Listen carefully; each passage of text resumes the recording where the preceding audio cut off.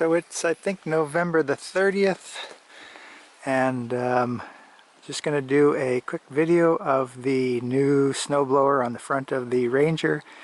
It is a Berco Vantage 66. 66 stands for the width of the snowblower, and it has a Honda GX690 engine on it, and that is, I think it's just over 22 horsepower and about 35 foot-pounds of torque, I think is the spec.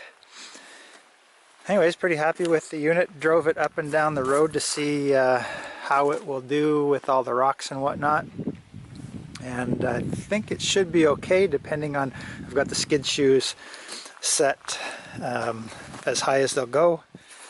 They're right there, they're adjustable, and with a little bit of adjustment with the winch here and there depending on if you're going up a roll or down a roll. I think you'll have to control that a little bit. And so yeah, 66 inches wide.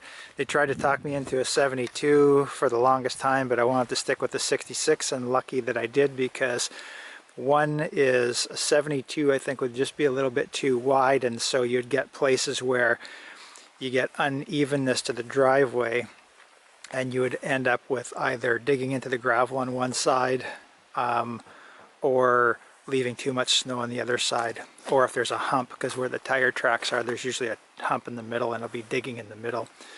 So I'm pretty happy with that. The other thing is it just fit inside of the trailer. The other day when I brought it out, 72 definitely wouldn't have fit inside of a trailer. It just would have been too wide.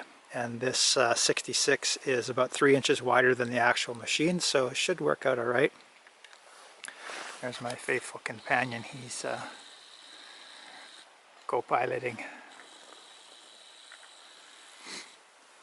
So I will give a quick demo so you can see what it does.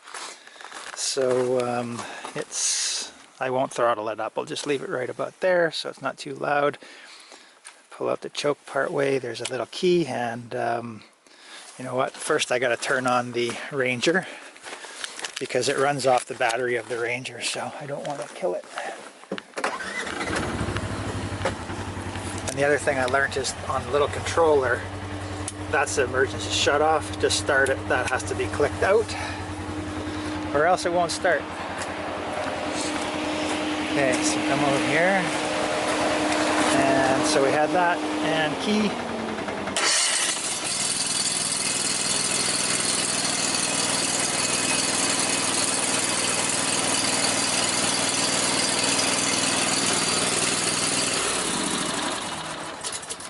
Anyways, on the bottom, it's hard to see, but there's a little, maybe you can't see, there's a little hour meter there, and a low fuel shut off, that, or pardon me, low oil shut off. So if the oil gets too low, it will also shut off.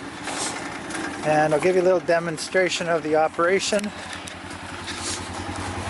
So the controller here, to turn on the auger, when it's running, I shut it off now. You lift this up and you pull the control back, so there's a safety switch so it never, anything happens, and as soon as you push that forward it shuts off, or if you hit that button it shuts off.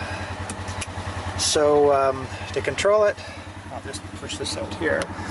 To control it, you can see shoot up, shoot down, and right or left,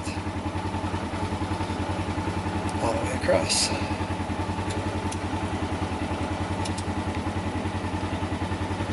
And that's all operated off this joystick right here. The other control, I'll just put it in gear so it's easier to see. The other control is the winch. So the winch cable was kind of all over the place, so I just tied it on here for now. I'll have to come up with a different setup, just tie wrapped it on, but I can go, let's see, up, down. That just hit the skid shoes there. You can easily feel that. And travel is, so that's all the way up, and I'll show you that. Help if I was not in gear still. So that's all the way in, and so I got one of these little winch stoppers there. I don't know if you can see it, yeah, winch stoppers, so that it doesn't suck in too far. And travel height is pretty high. It's actually probably better than I thought. It's maybe, I don't know if that would be close to about a foot, I'm guessing. Anyways, it rolls on these little wheels pretty well. Gone up and down the road a few times just to make sure that it doesn't pick up any rocks. I'll do that. Pick up any rocks. And this one has the built-in fuel tank. The other ones that I looked at had, you just put a jerry can on it. I think this is better. Anyways, that's the lowdown. That's the way it works. And oh, I should show you the back, as the frame goes, as you can see right here.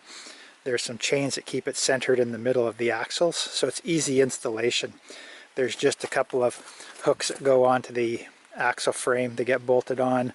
Those chains you equalize, and then the frame comes right underneath the back, and it comes onto this this winch plate. Actually, I got that sucked in too far. Oops. Turn the key.